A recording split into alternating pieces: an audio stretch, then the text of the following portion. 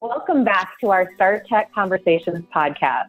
This is our second episode, and we'll be coming to you a few times a month to talk about things like our people, what they're doing, new ways you can grow and develop, and ways you can get involved in our new culture. Last time we had our global CEO, Lance Rosenzweig, join us to kick off this series and the new shared vision, mission, values, and cultural pillars. You can now access our Startek culture modules on all LMS platforms, and our culture champions have already begun delivering in-person and virtual sessions across our campuses globally. Last time, one of the things that we asked you to do was to submit a short video of 60 seconds or less telling us which of our 5 new cultural pillars means the most to you and why. So remember, our cultural pillars include purpose-driven, empowerment and accountability, exploration, collaboration and connections, and growth and development.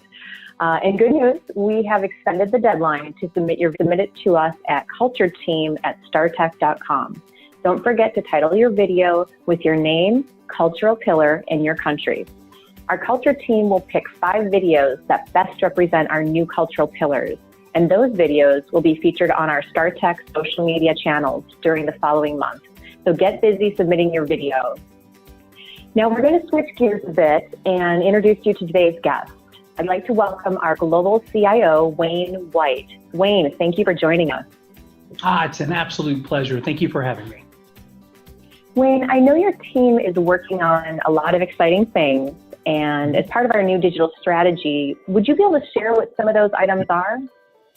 Sure, I could kind of do your top 4 or 5. Right now, we're moving toward an all-over omni-channel care platform, which it's more than just the different ways you can communicate to people. It's the different ways you can track the customer journey as you build what we call a customer relationship across all these channels. We use several partners. We've got a wonderful relationship with InContact, and most of really the top platforms out in the industry we work with, but building our own take on that and how to work with the customer relationship and journey is something that we're doing in our own way. We're also working with social media more. We have a tool that we use for that quite a bit. We call it Lisa. It's this wonderful, fully integrated stacking function, CRM, that it lets us help manage our clients' social media presence and improve their scores and their customer service scores across all industries. We're very pleased with that, and we're going to be moving that more into the States. That came from some of our fine folks on the other side of the pond, some terribly clever people that work for us in India. And we're going to be bringing it here to the United States and really expanding the reach of that. As well as we're doing a lot of work with RPA and chatbots. We have some partnerships with some truly best-in-class companies. So we're building some of that on AWS. I've got a new guy that's joining us very shortly. I'm looking forward to announce him soon. He's going to be leading those efforts, but the team's very excited for the direction we're going. And finally, we're taking Ideal Dialogue, which, as you know, is part of frankly, our forward plan on how we engage with people and how we connect with the human experience. And we're putting that into our technology, which is a massive differentiator for us. Our chatbots are not just chatbots, they're ideal bots. And we train them such, machine learning, to communicate in a really human fashion. So it doesn't feel like, you're just talking to a little bot that spits out text. You're really So that's a couple of the things we're doing. There's a bunch other, but those are the ones that are kind of forefront right now. Wow, that sounds very cool, and that's a lot. Sounds like very cool things are coming. And didn't your team also win an award recently? Oh yeah, Anandan on our team, who is a phenomenal leader. He leads our IT solutions and services, and anything information services related is what he owns. Think of it as all the software and all the applications. So he runs that for us globally, and they built a really phenomenal bot, of all people, one of the larger e-retailers globally. And it's interesting, they had something going on where they were working with some email, and it took them about 2 days on average to do their initial resolution of all those cases. And thanks to Anandan and his truly amazing team, we're lucky to have them. They took it down from 2 days to almost instant. Oh, wow. Just an example of automation technology and how it can really be a differentiator, not just for us as a BPO, but for our clients and their end customers. And Anand won the Top 100 Disruptors Award for people that take technology and find new ways to shake up the industry. Very proud of him. We're very happy to have that team with us. Wow, that is amazing. And congratulations, Anandan. That's so cool. Oh, yeah. Wow. That whole team is phenomenal. So we're genuinely blessed to have some of the brightest and most clever people you can find in the industry here. Our team is absolutely second to none.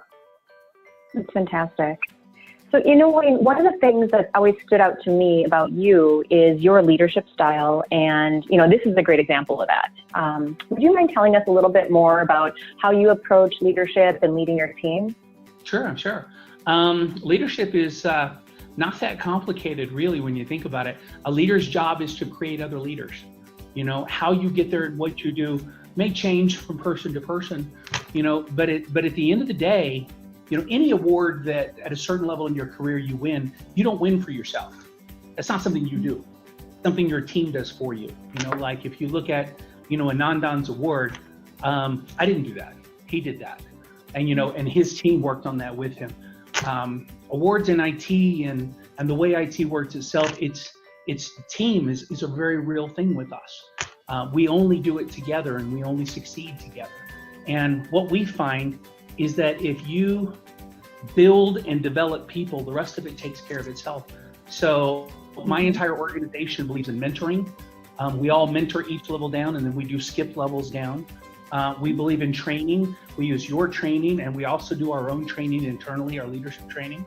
And like I said, if you want to be a leader, you have to build other people up. You hire the best, you give them room to work, and then you devote your time and attention to their success. And if you do that, they take care of everything else. That's something I've always believed in my career.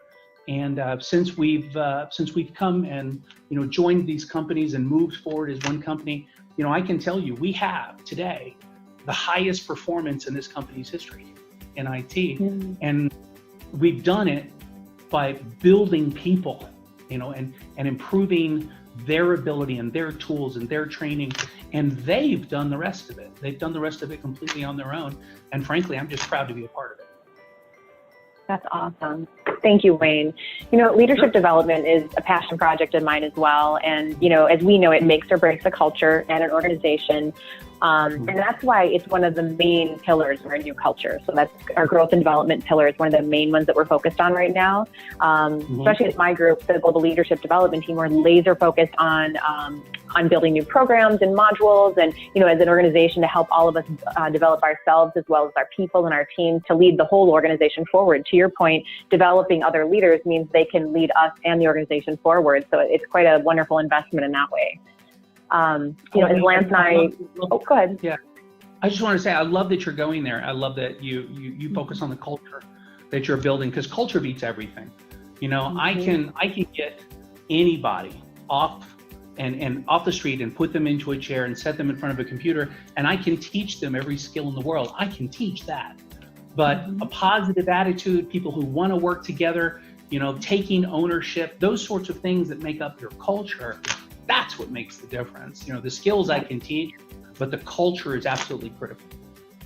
Yep, you're spot on. And one of the things I think you touched on is that, you can teach people the skills, and even if you have one or two bright spots that are really those culture creatures that really get it, that's one thing, but we need everybody to do it so that it keeps reinforcing itself. We all understand this is how we all operate as an organization. So to that point, on our town hall a few weeks ago, if you guys caught this, Lance and I were talking a little bit about this, and we mentioned the new program that we are launching this fall. It's called Pathways to Success. It's a new robust leadership development program, and it's going to be available to our team leaders, supervisors, coaches through the director level.